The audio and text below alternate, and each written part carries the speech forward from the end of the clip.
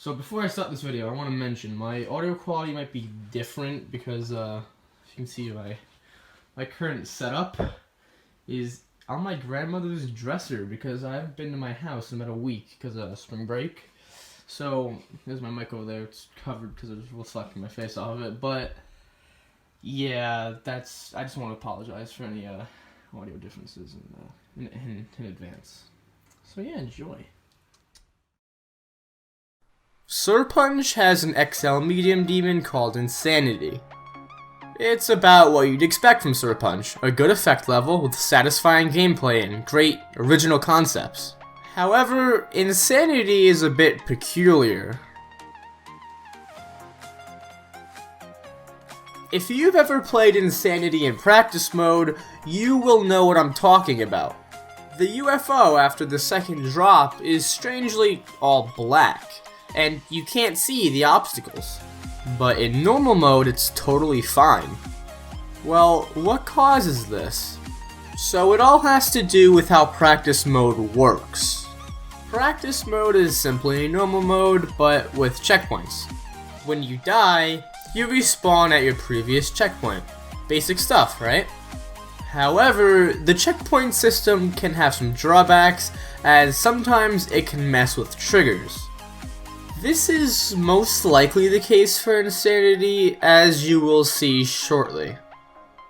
So let's try to explain what's up with the background anyway. The background in this UFO section is the exact same background from the first drop. Literally. At the beginning of that section, there is a trigger that moves the background from 26% all the way to 56% to the UFO. That's a big jump. 30% of the whole level. There's about a whole minute of gameplay in between the two sections. If you're wondering where the spikes on the saw blades went, Serpunch didn't want the background to be the exact same, so he excluded those from moving with it. So why won't it appear in practice mode? Well, it actually does, for one attempt. After you die, the background is gone.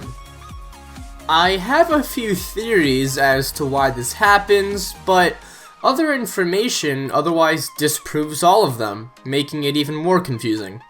Here they are. Theory number 1 is that the trigger only activates once when you pass it, and that's why the background won't appear in later attempts. This is wrong, because the background can disappear before you even get to it, and if this was true, everything in practice mode would break after one attempt. Theory number 2 is that moving such a large object, such a large distance, just is weird for Geometry Dash to handle. Now, this may make sense at first, but it really doesn't. I mean, why wouldn't it be able to handle it? If it can handle things like Glowy by Rob Buck or any fusion level, why not a simple move trigger? The final theory I have has to do with the original position of the background. So, the background obviously begins all the way at the start, right?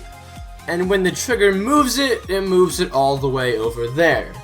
But maybe, after every death, the background is simply moved back to its original position before it was affected by the trigger. This could make sense, but yet again, there's always a counter-argument which disproves this. 1, as I said before, the background can break before you even get to it. And 2, again, if this was true, a lot of things just wouldn't work in practice mode. In the end, it doesn't really even matter. A copy of the level works fine, and you could just practice there instead. Special thanks to Serpunch and his comment for inspiring this video and also providing me with the groundwork to base this video on. Anyways, do you know why this is happening? Tell me what you think. I'd love to hear your input. Comment down below.